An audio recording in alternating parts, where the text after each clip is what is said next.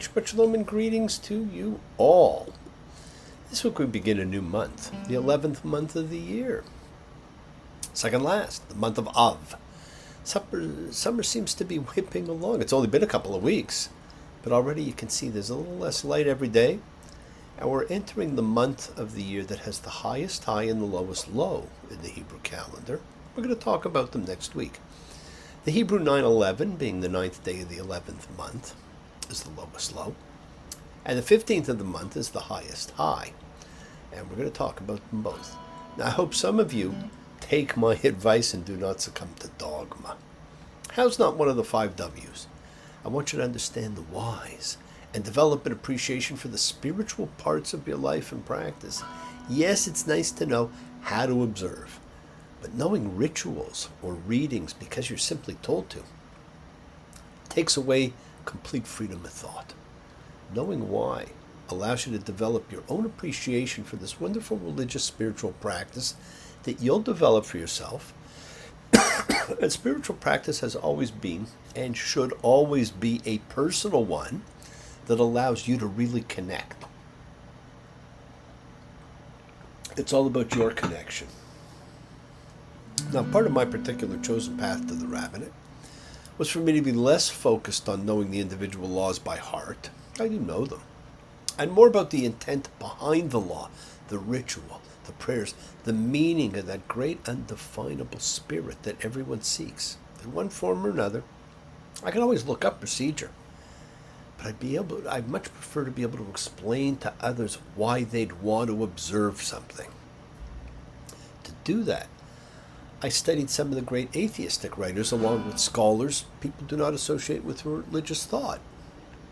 You got to read as many people as you can. So you read those in addition to the great religious scholars. Don't just restrict yourself. Now, the greatest freedom is the individual freedom of thought that each of you has, that each of you can pursue.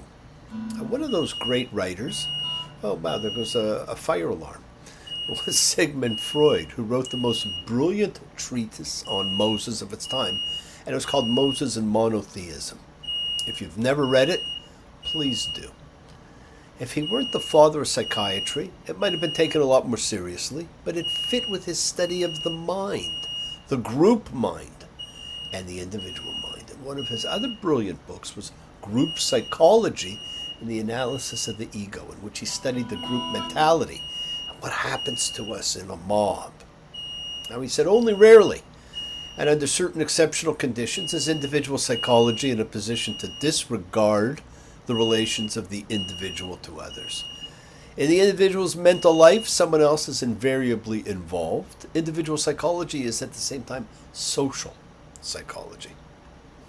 Group psychology is therefore concerned with the individual man as a member of a race, of a nation, of a caste, of a profession, of an institution, or a tribe even, or as a component part of a crowd of people who have been organized into a group at some particular time for some definite purpose.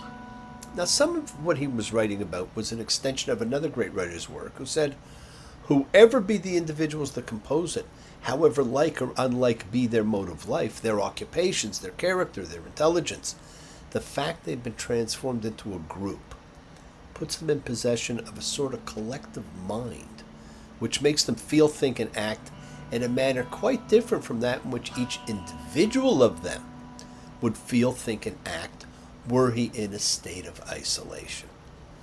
Friends, the collective mind creates a sense of invincible power, like the genie in Aladdin, and provides anonymity and irresponsibility, and accordingly takes intelligence away from intelligent people. And as a part of the group, we're in a waking state of hypnosis. Freud's great warning was that in the mob, we lose our individual sense of right and wrong. We follow the group think.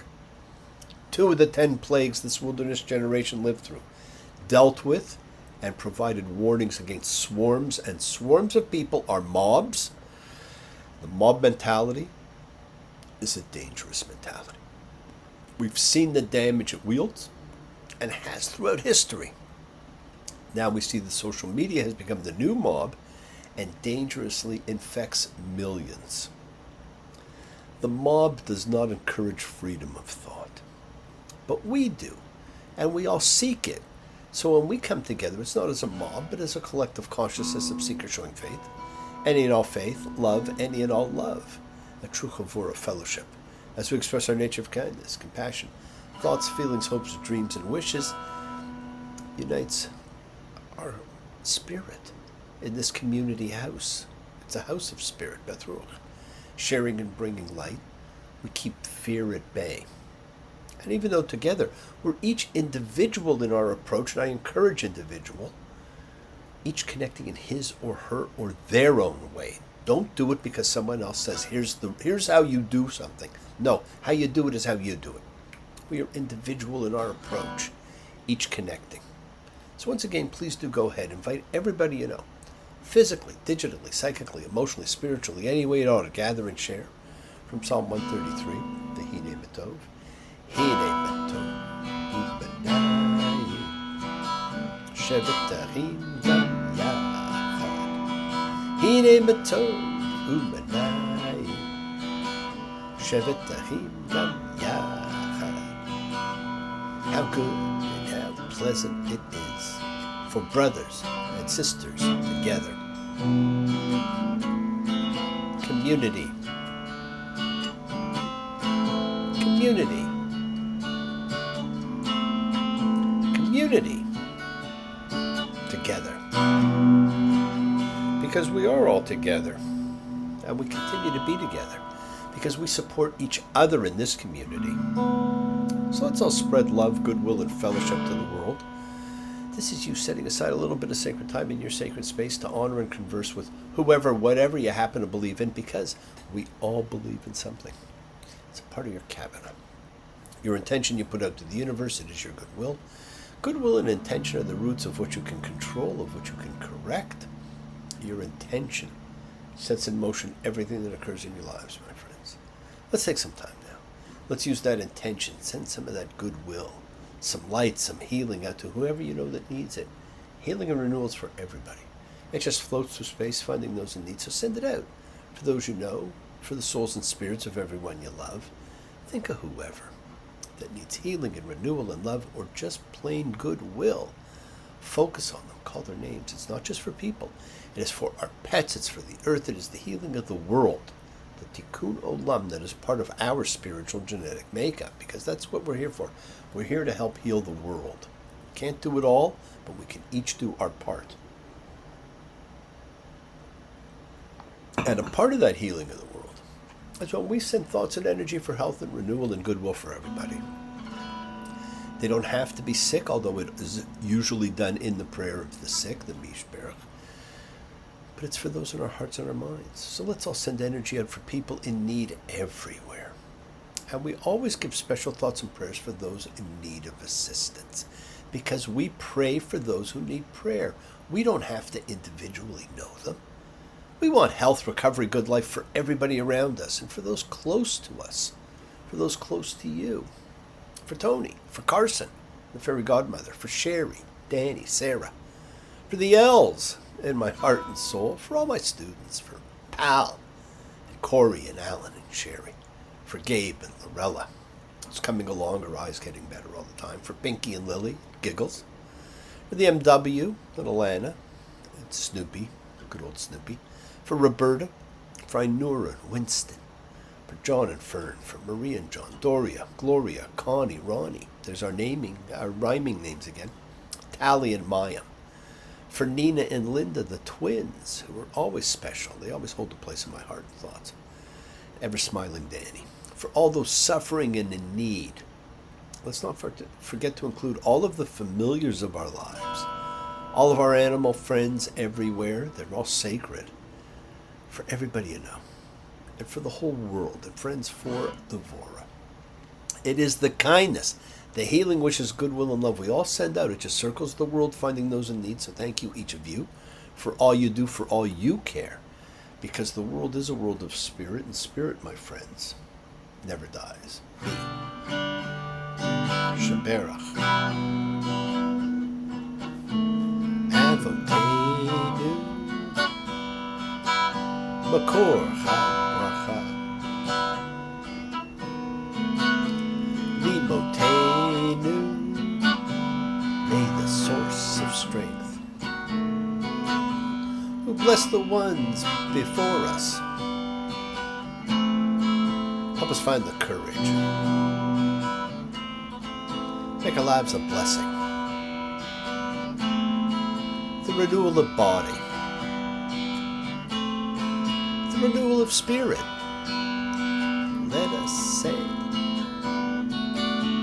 Amen. Misha Baruch, let us all have our spirits renewed, because this is the great prayer for healing, in which we call upon God to heal as He has healed before. Misha Baruch, may He who blessed, because all healing is a blessing. Let's all send and receive healing and renewal energy in our efforts to love, to share, to care, to grow. Now this week we have a fascinating double reading as we say goodbye to the book of Numbers, or the story of the wilderness, as we read in mattot, massei, tribes, and journeys. And all the groups that Freud talked about become your tribes. Now, our lives are a journey that never ceases, and it is tribes that define our identities. And so, in many ways, this ending to the book is titled appropriately. We're still tribal, no matter how global we often pretend to be. And these tribes set us up for so much. Freud also did a separate, brilliant study on tribal mentality and taboo, which is still a very valid examination of man. And we're all still on a journey, a never-ending journey to a land we only get glimpses of. Hey, the only other never-ending journey was Dylan's never-ending tour. Or maybe the Eagles, who hated each other enough they did a Hell Freezes Over tour, and so I guess hell is frozen over since they've got a permanent residency in Las Vegas.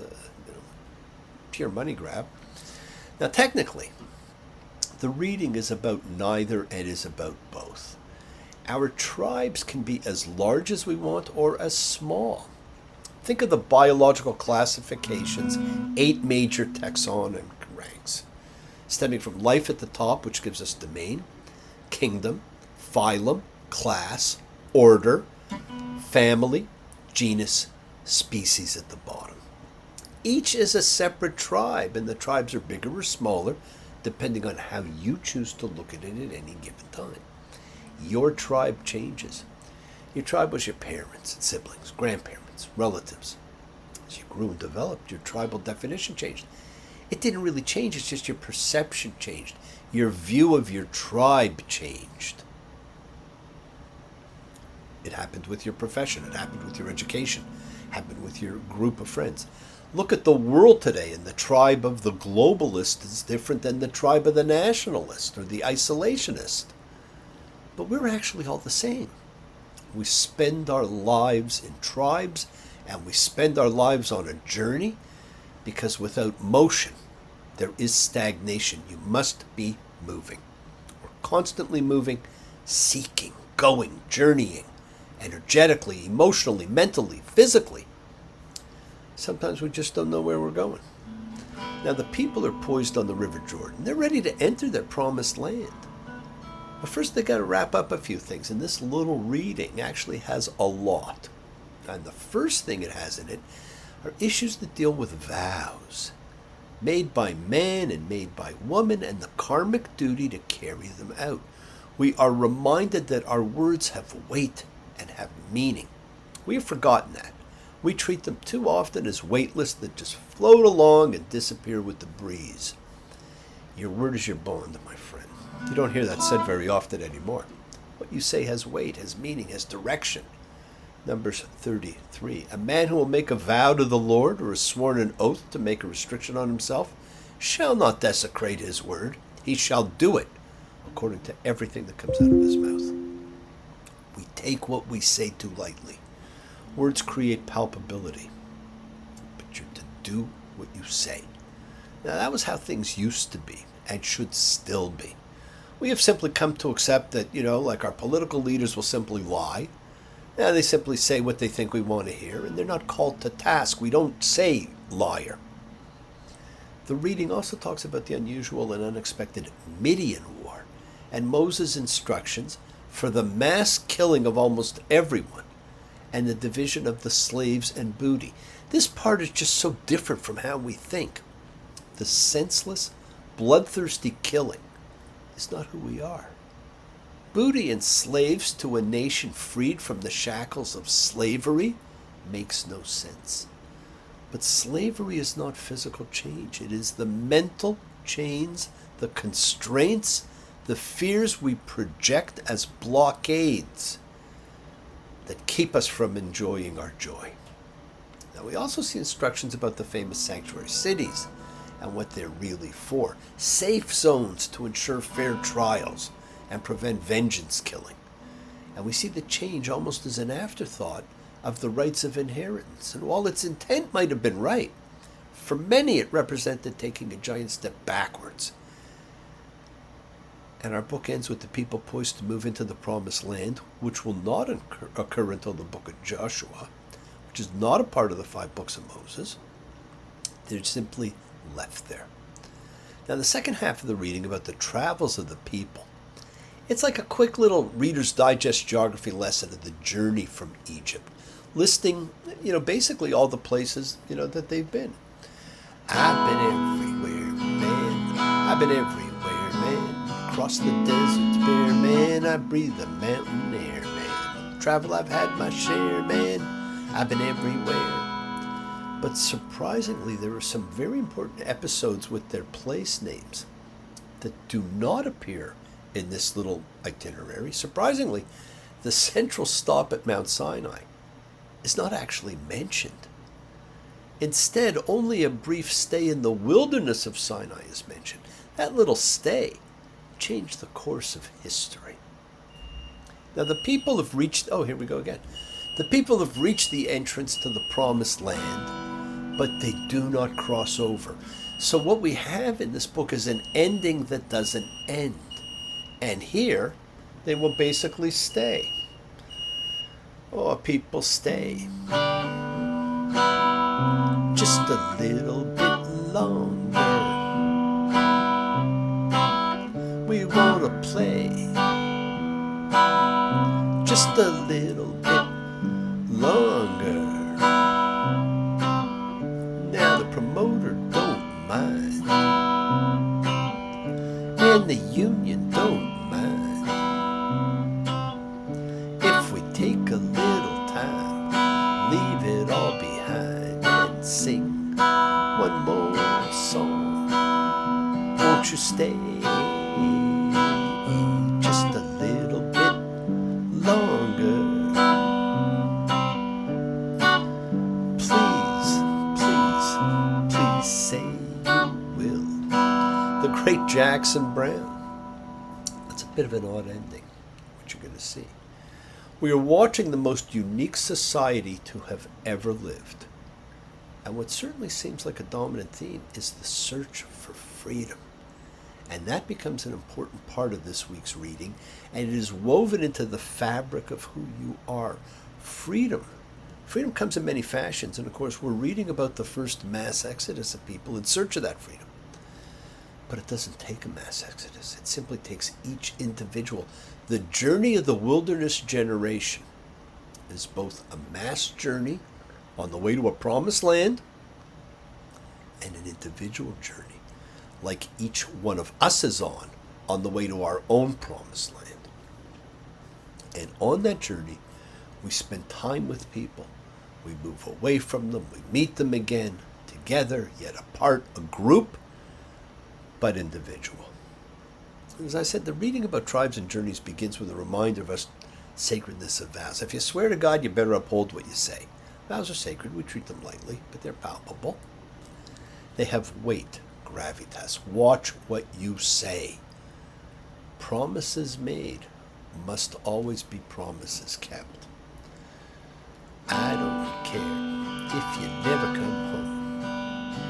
I don't mind if you just keep on rolling away on a distant sea.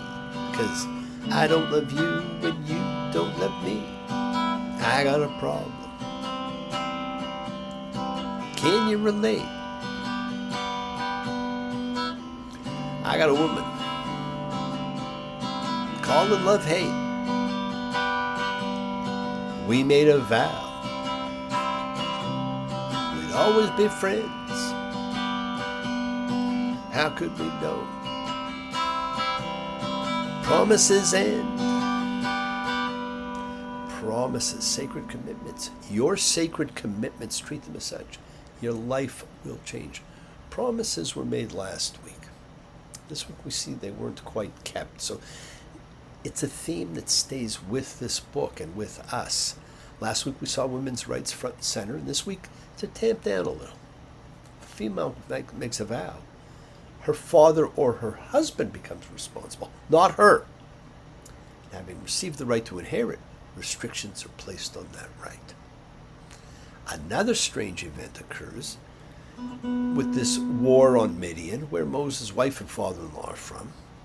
We're never given a reason. We never see a reason. We're simply told the Lord spoke to Moses saying, get revenge for the children of Israel from the Midianites. After that, you'll be gathered to your people.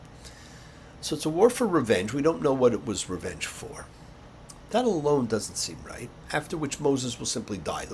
That's all we're told. Numbers 31:7, they made war on Midian as the Lord had commanded Moses, and they killed every male. How does that seem right? Slaughter an entire population. No one could read this and not wonder. We stay in our tribes. We fight other tribes. We stay on a journey. For many of us, it's a journey that never ends. Yes, my friends, the world is sacred. So is everything in it. Express your gratitude, light a candle, make a wish. Celebrate your life and the lives of those you love. Share feelings with them. Live free, be free. Honor your freedom. Be well, be happy, be blessed. Share and honor the light, and all who live in the light and continue to shine. Continue to send everybody you know goodwill and love. Pray for peace and freedom for everyone. An end to terror and hatred. Remember, friends, we're a community. We learn together. We celebrate with each other. We love each other. We share this ride together, men and women equally. So let's all send out love, not fear. Send out peace, harmony, goodwill, and healing to all who need it. Learn to forgive and learn to love. Open your hearts. Honor the relationships of your life and tell those you love that you love them. Otherwise, how will they know? Examine your intentions. Use them to imprint your will on the universe, because we set in motion all that happens in our lives. Our intention, our covenant, our cause, our effect, everything is linked. You always have time to forgive and to be forgiven. You have the knowledge of what's good and bad, so acknowledge what you've done wrong to yourself, to God, and to any person you've wronged, and ask forgiveness. But do so with sincerity, accountability, vulnerability. Forgive those who've hurt you. As you learn to be forgiving and compassionate, because the secret of forgiveness, compassion, and peace is in acceptance. Can you accept yourself, other people in the world, just as they are? Can you accept life as it is, without trying to control it? Because if you do, you can experience the peace that acceptance brings. Keep on dreaming, my friends. Keep on being, keep sharing, keep shining, keep teaching. Keep spreading joy and goodwill. Do not follow fear. Follow love, because it's always in front of you. Work to be present in the body. Expand your heart. Quiet your mind, because the deepest source of your real power lies in your consciousness and your ability to be mindful, to be aware, to be present in all of life's circumstances. Not hard. Just focus on where you are at any given time. Love with the heart, because we're all part of a greater whole. Embrace love, not fear. Forgiveness, not anger. Be there for someone, because someone will always be there for you, whether you know it or not. Continue to explore faith and belief, and never accept shame as a natural state. Whatever you feel, others have felt. Whatever you've experienced, others have too. We share together. We learn together. We help each other, because we are each of us trying to find love and acceptance and support. We all have or could have that special someone in our lives. You're never alone on your journey. Find the people who have meaning. Tell them they have meaning.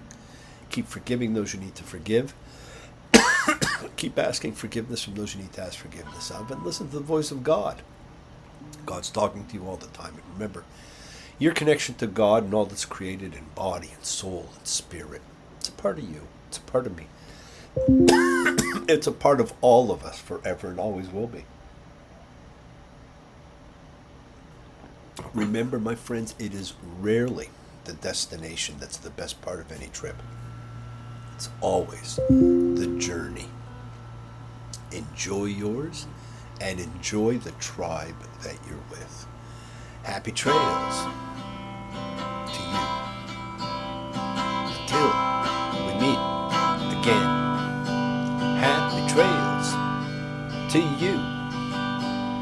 Keep smiling until then. Who cares about the clouds if we're together? Sing a song and bring the sunny weather. Happy trails to you till we meet again. Happy trails, my friends. Thank you for joining me. Keep sharing the light. Practice forgiveness. Be thankful. Be gracious. Be kind. Be loving. Believe in yourself. Spread a little goodwill to the world. Continue to be the miracle in someone else's life and be an example of all you can be. Shabbat shalom and blessings to you all. Take care.